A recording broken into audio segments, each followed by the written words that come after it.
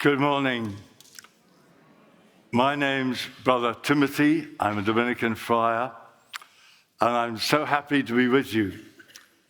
I have to make a confession. I've never tried to give a talk with these cards before. Last night, after a wonderful evening in the castle, I got back, I added all sorts of words, and this morning I look at them and I can make no sense of them at all. Why did I write down hedgehog? Actually, David told me. The night before I flew here, I was going back to my community in Oxford, and a young man stood in front of me and stopped me. And he said with contempt, he said, "I bet you don't get much sex."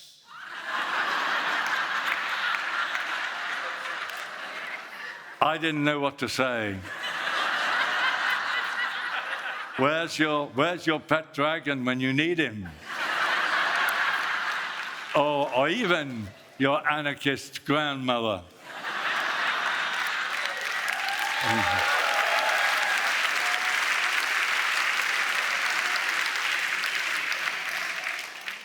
So much violence in this world, in Gaza, Ukraine, everywhere, comes because we do not see each other.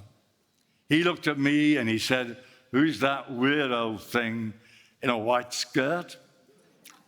If we could only see each other, war would not be possible. If only we could hear each other. Some people have to remain or try to remain invisible because they fear for their lives. If your color is the wrong skin, you belong to the wrong ethnicity, the wrong sexual orientation, you may feel that you have to hide. Late last night, I looked at a novel written by a young Palestinian, Karim Katan. He said, "I learned early on to survive by making myself invisible. I could go into the middle of a room and do a handstand, and no one would see me." So we are here as change makers. Can we make a world in which everybody dares be seen and will be heard? Is this possible? And I'll just mention very, very briefly an example. 5 years ago, Pope Francis started something called Synodality, which means that everybody had to be welcome. He invited 1.4 billion Catholics to come home. It doesn't matter who you are, it doesn't matter if you're gay or transgender, it doesn't matter. All are welcome. He said, "Todos, todos, todos." And it is working. Things are changing. It can happen. And I think the first lesson we saw in the Synod was look at each other, see each other, read each other's faces. I was in Algeria a few years ago, just gone south. My driver was a bishop, and we got caught up in this conflict between the army and the local people. Our car was surrounded, and there was this young man with a stone standing over the car. I thought it might be the end. I thought if I could get him to look at me and I could see him, he couldn't kill me. And as I looked at his face, I saw anger. But after that, under that, I saw a young man who was afraid. And then I glimpsed somebody whose mother would love, who I could love. But we have to read underneath the mask. In Palestine, there's an organization, or in the Holy Land, rather, called Musalaha. In Arabic, it means reconciliation. And they teach people, young Jews and Palestinians, Christians, Muslims and Jews, to listen to each other. They take them out into the desert. They say, "Listen to the desert, and then you may listen to each other." In the conclave, I was a cardinal in the conclave. We had no Wi-Fi for 3 days. It was marvelous. A detoxification of the senses. You know, we began to look at each other as human beings, not rivals or campaigners. They even wouldn't let me take my hearing aid charger in. They thought it was a means of communication with the outside world. Be surprised by the unexpected truth that the person that you disagree with bears. He or she has something to tell you. It's easy to listen for the mistakes. You're probably listening for mine, some of you.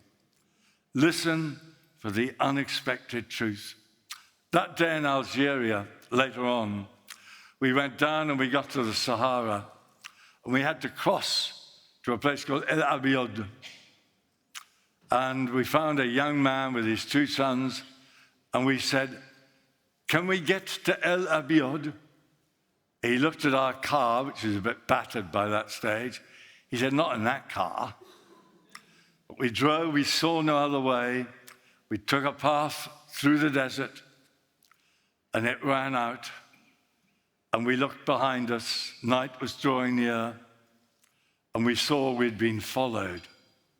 We thought, oh my God, this is the end. And then he and his sons got out, and they said, "We told you so. Come and stay with us." Real listening isn't just about information.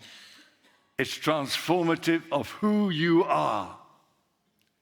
Every friendship brings into existence an aspect of you which had never existed before. I had a year in Paris as a young Dominican, and I thought I was there to learn French. But no, I was there to become a little bit French. Can you believe it? This Englishman, smoking Gauloise cigarettes, as you did in those days, reading Le Monde. I mean, you couldn't get more pretentious. But slowly, I was expanding my being. Thomas Aquinas, one of my Dominican brethren, 13th century, he said, every human soul is open to everything. And so we expand our being. Artists help us to do this. I've received so many gifts since I arrived here a couple of days ago. That amazing dance by Akash yesterday. I shall never forget it.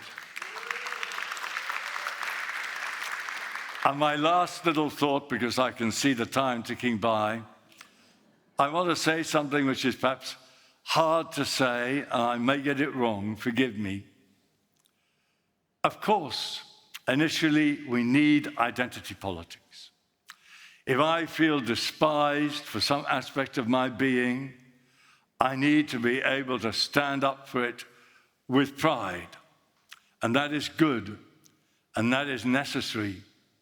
But ultimately, we must be drawn beyond all labels. As the Australian novelist Richard Flanagan said, labels are for jam jars.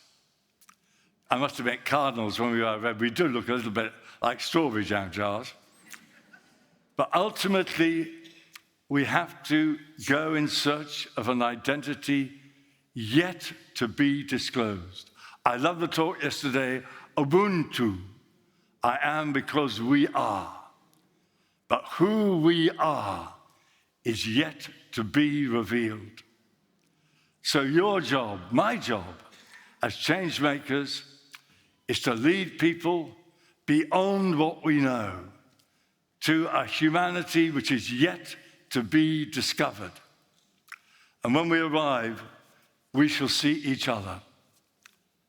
I read last night from Thomas Merton, Cistercian monk, who had a sudden moment of illumination when he went to Louisville. And he said, I suddenly saw the secret beauty of people's hearts, the core of their being, the person that each one of us is in God's eyes.